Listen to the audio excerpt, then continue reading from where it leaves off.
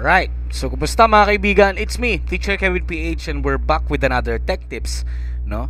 Kaalaman na naman patungkol sa ating mga laptop.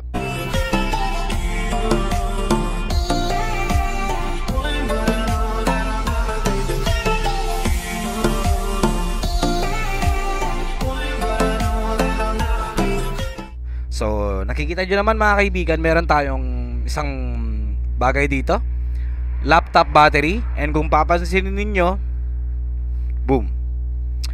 Pagpapakita pa ako ng isang sample. This is a sample of a working battery.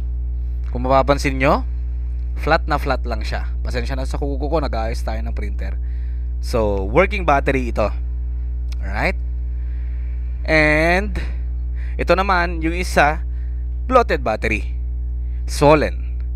Kung papansinin ninyo, mga kaibigan, lumobo na siya. Yan o. Lumobo na ang baterya.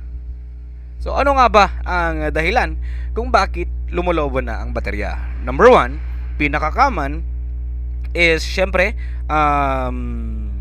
factory defect. If we say factory defect, pwedeng nagkaroon na ng problema yung inyong pyesa. Nagkaroon na mismo ng problem dito sa ating pyesa. Alright? Kaya siya nag-bloat.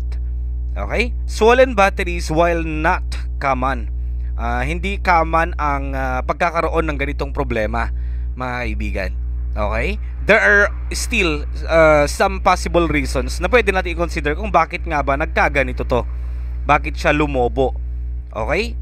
They are the result of too much current inside a cell. Okay?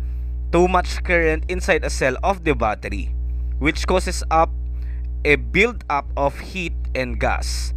This can be caused by several factors. May iba't ibang mga dahilan daw, mga kaibigan, kung bakit nagbo-bloat to. Based on research din to, mga kaibigan, ha? Okay? Number one, overcharging.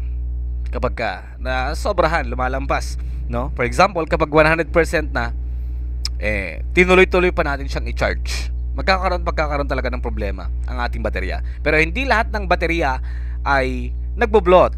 Okay? Merong yung ibang mga batteries na hindi naman talaga magbo-bloat, kundi kapag kasira, magiging undetected na siya or hindi na siya magkakarga, katulad nito.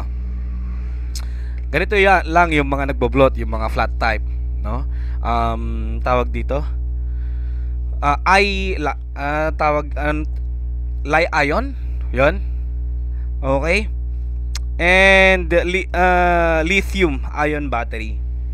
Isa pa, mga kaibigan, manufacturing defects. Yun na, yung sinabi natin kanina na very common reason, nagkakaroon na talaga ng problema. Deep discharge, kapag ka sobrang tagal hindi nagamit, hindi na i-charge, super lobat. Alright? And damage to the battery. O baka nagkaroon na ng problema. Okay? So yun lang yung kaalaman natin for today. Bakit nga ba nagbo-bloat ang battery ng isang laptop? Thank you for watching.